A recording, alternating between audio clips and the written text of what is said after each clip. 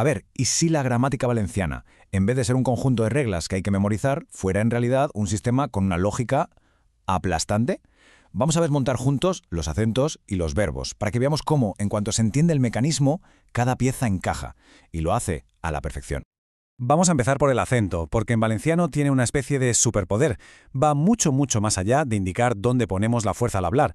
Es, en realidad, una pista oculta que cambia por completo el sonido de las palabras. Aquí está la clave de todo. Y el acento tiene una doble misión. No solo nos dice, oye, esta es la sílaba tónica, sino que también nos susurra al oído si la vocal se pronuncia de forma abierta o cerrada. Es como tener dos pistas en una sola marca. El sistema se organiza básicamente en dos equipos. Por un lado, el acento grave, el que se inclina hacia la izquierda, que es el de los sonidos abiertos, la A, la E y la O. Y por otro, el acento agudo, que va hacia la derecha y que se reserva para los sonidos cerrados, la E y la O. Y bueno, la I y la U siempre van con el agudo. Y claro, esto cambia radicalmente cómo suena todo.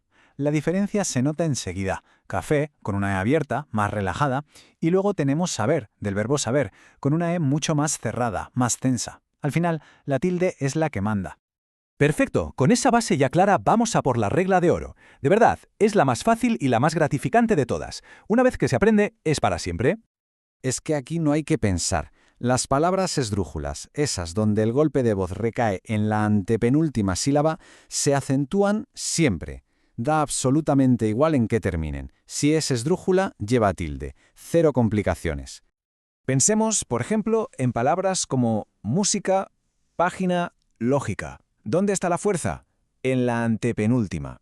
Así que, sin dudarlo ni un segundo, llevan tilde. Una regla limpia, directa y superútil. Venga, pasemos ahora al corazón del sistema. Las palabras agudas y las llanas funcionan como si fueran un espejo, con reglas que son exactamente opuestas. Si se entiende una, se entiende la otra casi por arte de magia. La lógica es un juego de opuestos, de verdad. Las agudas, con la fuerza al final, llevan tilde si acaban en vocal, vocal más S o en en.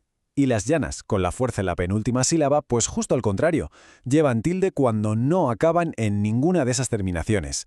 Es una lógica de espejo total.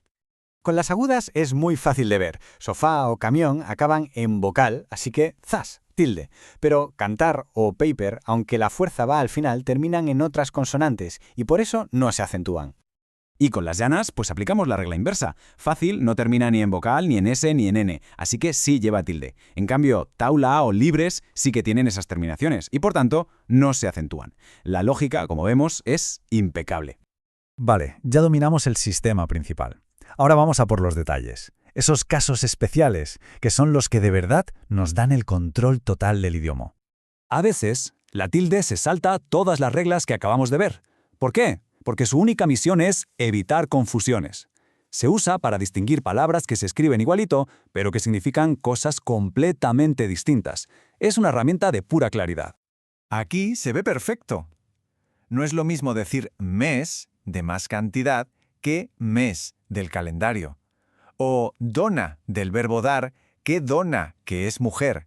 Esa pequeña tilde cambia el significado por completo y es absolutamente clave para ser precisos. Hablemos ahora del hiato. Esto ocurre cuando una vocal débil, como la I o la U, y una fuerte, la A, la E o la O, chocan. Si el golpe de voz cae justo en la débil, se produce una especie de ruptura. Para marcar esa separación y que pronunciemos las vocales por separado, usamos una tilde. Por ejemplo, país. No suena como una única sílaba, ¿verdad? La tilde nos obliga a separarlo. Pa-is. Es una ruptura muy clara en el sonido, y pasa lo mismo en BI o en raim. Y bueno, todo este sistema de acentuación cobra una nueva dimensión, una nueva vida, cuando lo aplicamos a los verbos, que al final son el motor de la lengua. En valenciano, los verbos se organizan en tres grandes equipos, lo que llamamos las tres conjugaciones. Cada una tiene su terminación y sus patrones, pero como vamos a ver, las reglas de acentuación que ya conocemos siguen siendo fundamentales. Primero está la primera conjugación, los verbos que acaban en AR, que suelen ser los más regulares. Luego la segunda, que son los que terminan en ERE o ER. Y por último la tercera, los verbos en IR, que es donde a veces se esconden algunas sorpresas. Y por supuesto no podía faltar el club de los verbos irregulares. La buena noticia es que no son tantos, pero la mala es que aparecen por todas partes. Dominarlos es sin duda la clave para que todo suene mucho más fluido. Miremos un momento el verbo tindre. Casi todas sus formas siguen las reglas generales, pero ojo a la tercera persona. Te. Es una sola sílaba, pero lleva un acento diacrítico para que no la confundamos con el pronombre te. ¿Vemos cómo todo está conectado? Y dentro de esa tercera conjugación de la que hablábamos, hay un grupo muy particular, los verbos incoativos. Son los que añaden un sonido isc en medio de algunas formas, como en servisc o preferisc. Es un rasgo muy distintivo que le da un sabor único a la lengua.